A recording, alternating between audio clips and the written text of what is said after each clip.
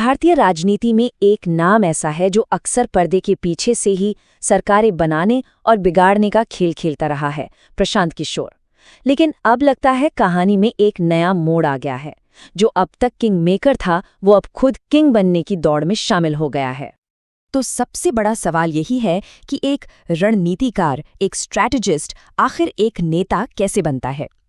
पर्दे के पीछे की बिसात से निकलकर सीधे जनता के सामने आने का ये सफर आखिर है कैसा, चलिए इसी को समझते हैं।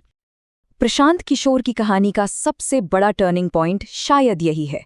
एक बेहद सफल चुनावी रणनीतिकार अब बिहार में अपनी नई पार्टी जन स्वराज के साथ खुद एक राजनीतिक दावेदार बनकर उभरे हैं। पर क्या ये इतना आसान है? सलाहकार से नेता बनने का ये सफर कांटों से भरा है। तो चलिए सबसे पहले उनके उस फॉर्मूले को डिकोड करते हैं जिसने उन्हें किंग मेकर का टैग दिलाया। आखिर वो कौन सा जादू है, कौन सा फॉर्मूला है जिसने उन्हें इतना कामयाब बनाया? देखिए, प्रशांत किशोर के रणनीति का जो सीक्रेट सॉस है ना, वो है डेटा। वो हवा में तीर नहीं चलाते। उनकी टीम पहले जमीन पर उतरकर गहराई से सर्वे करती है, फिर उस डेटा का बारीकी से विश्लेषण होता है और उसी के आधार पर रणनीति बनती भी है और ज़रूरत पड़ने पर बदलती भी है। मतलब ये एक लगातार चलने वाला फीडबैक लूप है जो उन्हें हमेशा 2 कदम आगे रखता है।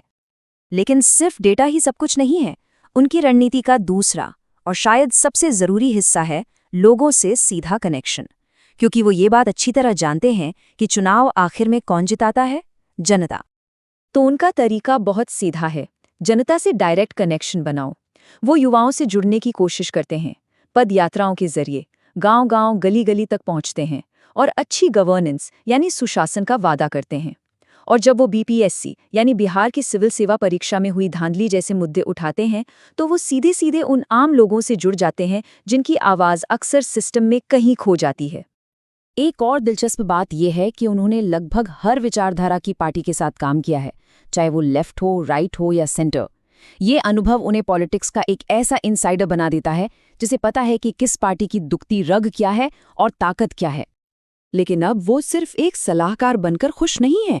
चाहे नीतीश कुमार हो या बीजेपी, उन्होंने बड़े बड़े नेताओं पर निशाना साधने से कभी परहेज नहीं किया और जनसुराज बनाकर उन्होंने ये साफ कर दिया है कि अब वो सिर्फ सलाह नहीं देंगे बल्कि खुद एक विकल्प बनकर सामने आएंगे। पर जैसा कि हर कहानी में होता है, यहाँ भी सिक्के का एक दूसरा पहलू है। तो अब जरा सिक्के को पलट कर देखते हैं और बात करते हैं उन आलोचनाओं और जोखिमों की जो प्रशांत किशोर की राह में खड़े हैं। और यहीं पर एक बहुत ही दिलचस्प विरोधाभास सामने आता है। जो प्रशांत किशोर की सबसे बड़ी ताकत है, वही उनकी सबसे बड़ी कमजोरी भी बन सकती है। जब वो जमे जमाए नेताओं की आलोचना करते हैं तो वो नाराज जनता को अपनी तरफ खींचते हैं, लेकिन ठीक यही चीज़ दूसरी पार्टियों के समर्थकों को उनसे दूर कर देती है, जिससे भविष्य में किसी के साथ गठबंधन करने के दरवाजे बंद हो सकते हैं। उनके काम करने के तरीके पर भी सवाल उठते हैं। कुछ आलोचक कहते हैं कि वो एक वन मैन शो की तरह काम करते हैं। उनका आत्मविश्वास कभी कभी कुछ लोगों को अहंकार जैसा लगता है और उनकी अपनी पार्टी के अंदर से भी असंतोष और इस्तीफों की खबरें आती रही हैं। और देखिए, एक नई पार्टी को जमीन से खड़ा करना कोई मजाक नहीं है। पहली चुनौती, जनसुराज के पास जीत का कोई पुराना रिकॉर्ड नहीं है। दूसरी, सैकड़ों सीटों पर चुनाव लड़ने के लिए जबरदस्त जमीनी सपोर्ट, पैसा और गठबंधन चाहिए, जो अभी एक बड़ा सवालिया निशान है। और आखिर में सबसे बड़ा जोखिम, क्या उनके बड़े बड़े वादे सिर्फ बयानबाजी बनकर रह जाएंगे या वो सच में कुछ डिलीवर कर पाएंगे? जैसे जैसे उनका कद राजनीति में बढ़ रहा है, मुश्किलें भी बढ़ती जा रही हैं।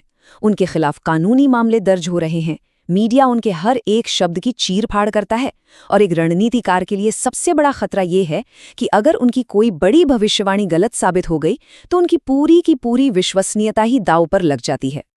तो इन सब बातों को समझने के बाद हम पहुंचते हैं कहानी के सबसे अहम मोड़ पर। प्रशांत किशोर की ताकत और कमजोरियों को देखते हुए उनकी असली अंतिम चुनौती क्या है?